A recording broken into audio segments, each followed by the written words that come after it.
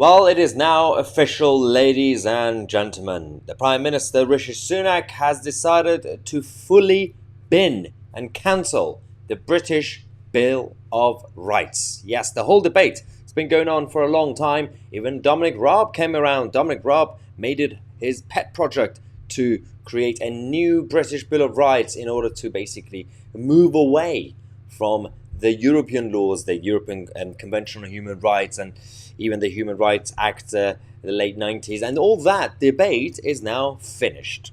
Yes, even though they went through all this effort to write this, reforming the law related to human rights. The introduction, first part said, this act reforms the law relating to human rights by repealing and replacing the Human Rights Act of 1998. And the whole point of it was to then make us more supreme over the European Convention on Human Rights, the European Court of Human Rights, European judges, and all that nonsense has been completely becoming an obstacle when it comes to us protecting our borders, but also the whole issue around Northern Ireland and the Northern Ireland Protocol. All that's gone now.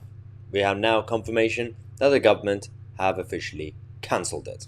And I can say also that having carefully considered the government's legislative programme in the round, I can inform the House we've decided not to proceed with the Bill of Rights. But let me say that the government remains committed to a human rights framework which is up to date and fit for purpose and works for the British people.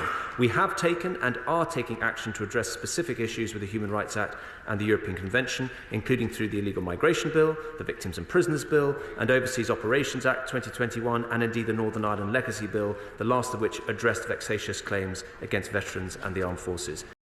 You do realise that makes no sense. So they are saying that, well, we are actually still challenging the existing European framework by creating our own legislations, like the Illegal Migration Bill, right?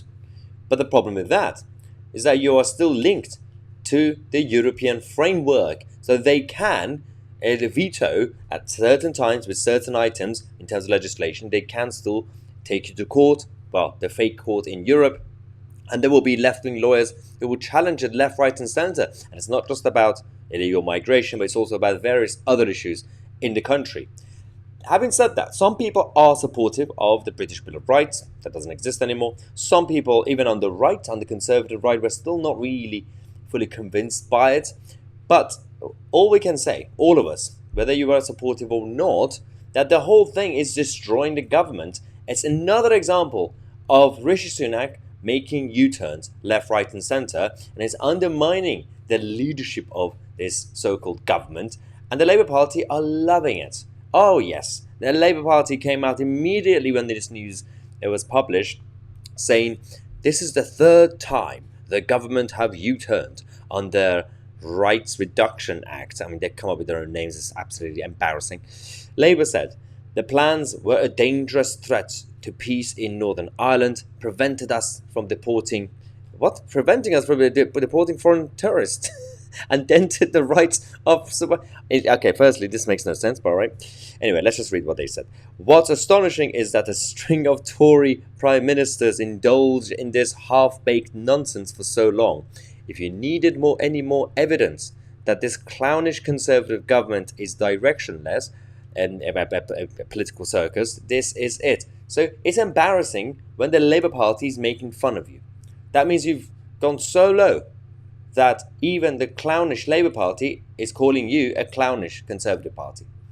And it's funny because there will be some people in the country who will just look at that statement and think, yes, I absolutely agree with Keir Starmer, because that implies that Keir Starmer and Angela Rayner and Rachel Reeves are going to be the proper leaders of the country.